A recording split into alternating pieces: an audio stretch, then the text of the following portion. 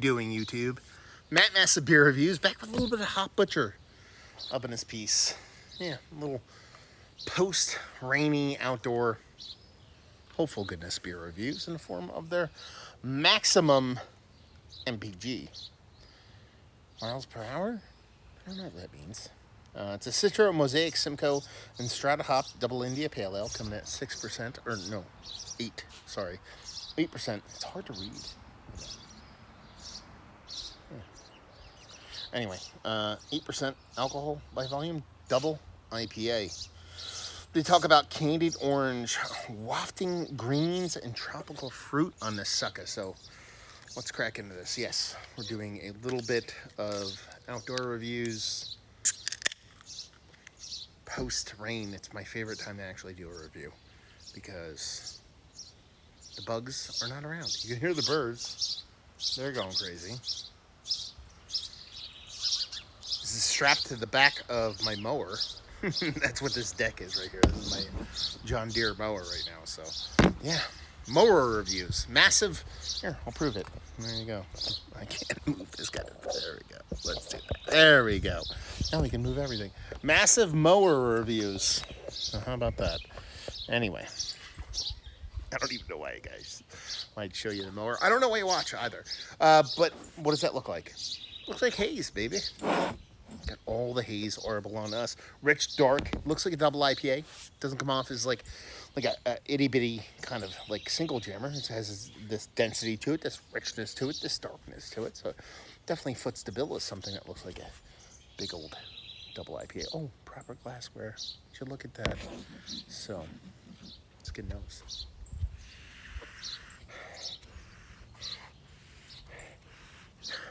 Marmalade, ranky dank, orange, tropical fruit. What did they say on here? Candied orange. That's right. Wafting greens. Didn't really get that as a nose, but these are tasting notes, not aromatic notes, and tropical fruit. So it is all the parts of that tropical fruit with that hefty dollop of like a marmalade kind of orange. That's basically what's going on in the nose. And that's it. You know, big, sweet, but not overly sweet. It's not like super like under attenuated like residual sugar kind of sweetness. Just appropriate level for an 8% double IPA. Let's dive in. Cheers.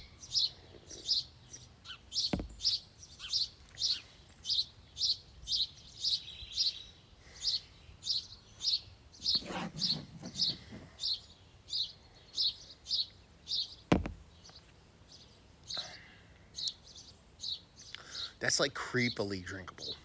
Like almost to the point where I'm like kind of angry at it because of how drinkable it is. But also impactful. So it's pulling that cool trick off. That kind of candied orange, that marmalade orange that I talked about is definitely in there. There is this, I wouldn't say wafting green, but more of a striking kind of like a prickly kind of greenness to it.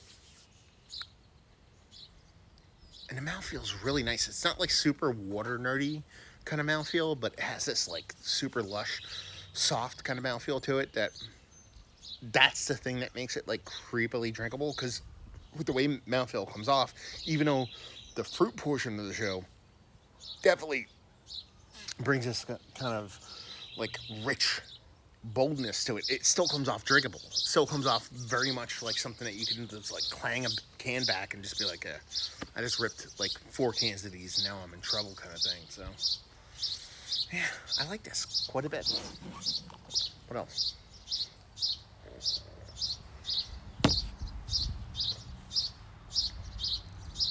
I mean, that mouthfeel is to die for. It really is.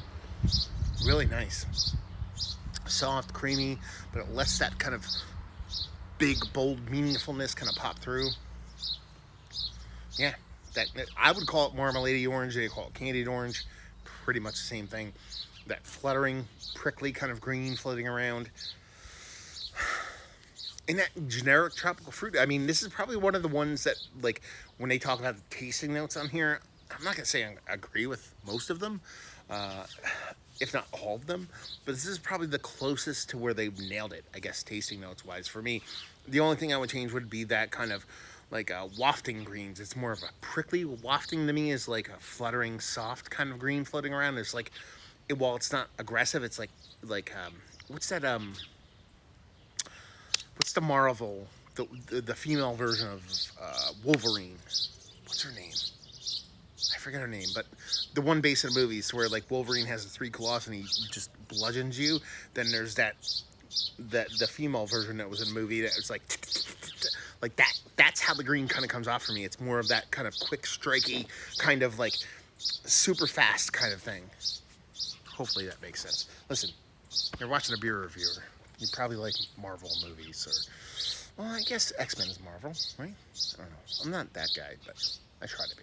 Anyway, there you go. Let's talk about it. Is it one of the better double IPAs I've had as of late? Actually, yeah. Is it Mount Rushmore status eating towards the top? I probably don't seem as enthusiastic as I should be for the beer, but I really do enjoy it. And that's the thing. Value and availability on this. Top Butcher. They send the beers to me, full disclosure. But they can be found. I mean, they've been doing like drips and drabs of distro outside of their area, so take that for what it's worth. Their price point is usually better than most, and leave you with, if you like, well, we like this beer. If you like on par, purposeful double IPA, and by that I mean, like, this drinks like an 8% IPA. It doesn't drink like a 5, it doesn't drink like a 10, it drinks like an 8% IPA. I think that's a very positive thing. If you like your purposeful, meaningful, delicious, well done double IPAs that lean more in the tropical fruit and have a nice kind of greenness to it in the back end. Not that you want to be something overly bittering, but you're okay with a bit of that green bittering. This is going to be for you. So there you go. We're reviewing the books. Hopefully you guys enjoyed it. Down there if you want to talk about it. Massive Beers. If you want to check me out doing the social media stuff, Beer Massive. If you want to check me out doing the whole podcasting thing. Hopefully you guys enjoyed your review. Hopefully enjoying a little bit of Hot Butcher right now. We'll see you next time.